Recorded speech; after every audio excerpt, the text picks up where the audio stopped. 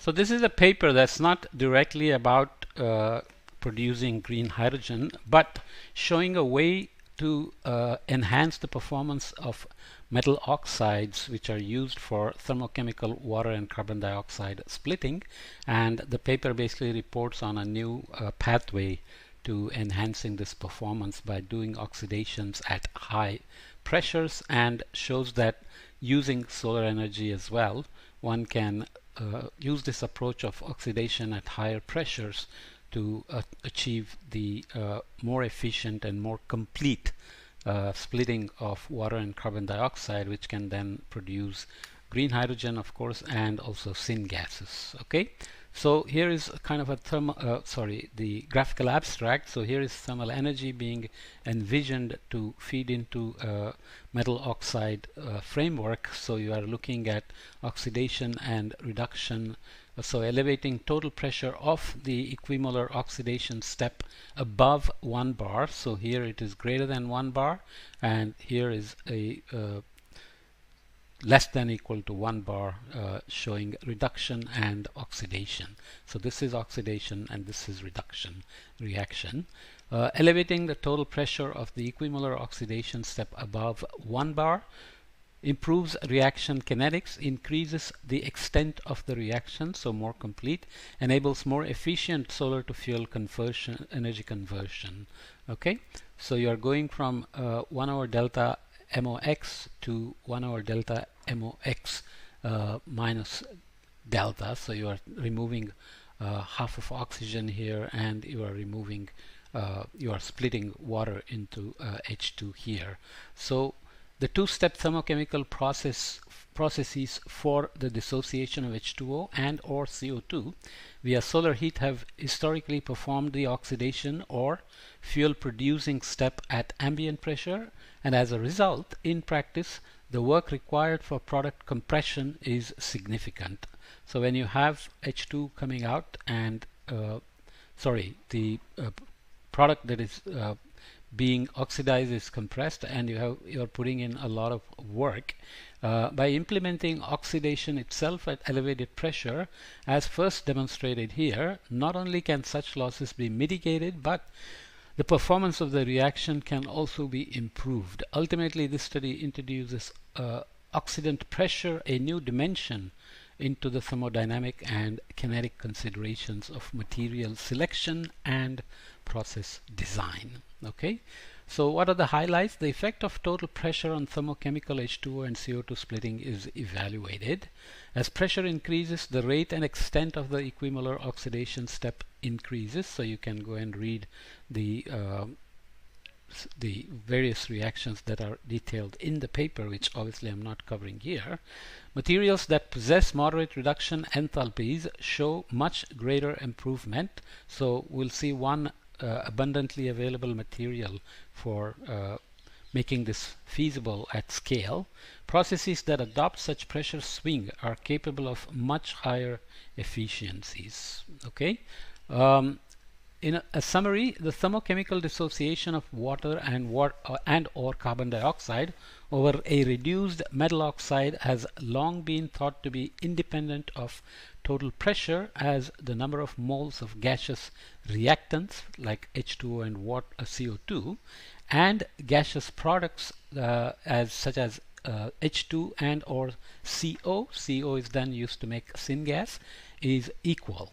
Okay, the number of moles of gaseous reactants and gaseous products is equal. In this study, however, through careful experimentation, we conclusively demonstrate that in an open system where product gases are swept away from the reaction site, operating at elevated pressures improves both the equilibrium extent and the rate of the aforementioned equimolar oxidation reaction.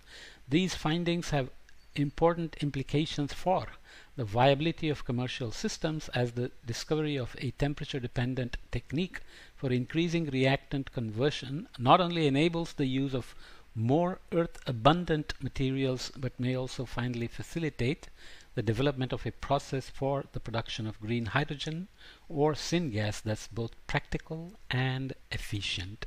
What are the scales? So context and scale. the widespread adoption of electrolytic processes for the large-scale production of green hydrogen or syngas, fuels essential for the decarbonization of industries not suitable for electrification, such as long-haul transportation, remains challenged by the need for scarce materials, significant growth in manufacturing, and a ubiquitous supply of low-cost renewable electricity. Solar-driven chemical looping technologies, on the other hand, offer a readily scalable alternative for the direct conversion of both H2O and CO2. However, despite numerous field demonstrations, a commercially viable efficiency has yet to be reported, a consequence of a perceived necessity that process steps must be performed at separate temperatures. In this study, we show that with select materials, example earth-abundant iron aluminates, elevating oxidant pressure offsets the need for such large temperature swings, thus paving the way for the emergence of an efficient yet practical approach for solar to fuel conversion. Okay, so keeping that brief intro, let's read what the conclusion is. In conclusion, two-step thermochemical process for splitting water and or carbon dioxide have thus far relied on large temperature swings to improve the thermodynamic driving force for oxidation and thereby enable higher conversion. In practice, however, doing so has resulted in, among other issues, inefficient operation as a viable approach for recovering the sensible heat rejected during the cooling continues to remain elusive. Okay, so there are ideas on how to use high temperature conversions but then recover the sensible heat rejected during cooling, but this latter part has not been very effective to justify the energy used for these temperature swings. Thus, although others have prioritized complex computational efforts aimed at discovering materials that minimize the difference in temperature at which each reaction proceeds spontaneously, we have developed a more general methodological solution, one that leverages the parameter of total pressure to circumvent the constraints of Le Chatelier's principle and enhance cycle performance. Le Chatelier's principle is basically about how reactions move in different directions based on perturbation of reactants, pressure, temperature, etc.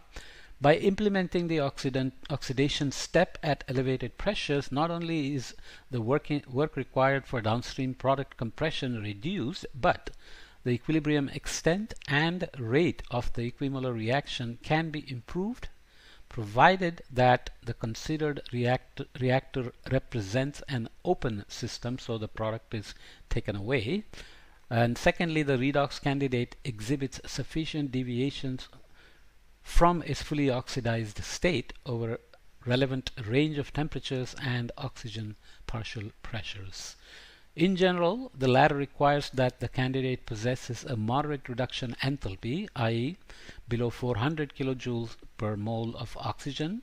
As a result, modes recognized for their simplicity, namely isothermal or near isothermal operation, are likely to become more competitive as with proper active material selection, inefficiencies associated with insufficient reactant conversion may now be alleviated by simply elevating oxidant pressure. So this is a new dimension that they have discovered to help these shortcomings or drawbacks of the older ways. We anticipate that such insights, when coupled with low-cost iron aluminate-based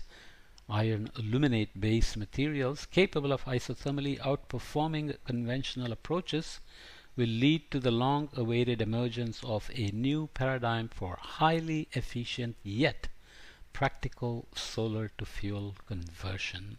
So this is not touting some new technology and claiming to have produced large amounts of hydrogen or syngas, but it is saying there is a way in which to do these using renewable energy to make the whole process efficient and more productive in terms of conversion of reactants to the products we are seeking, like CO or H2. Okay, all right. that's a short introduction, but obviously you can follow up if you're interested in further details.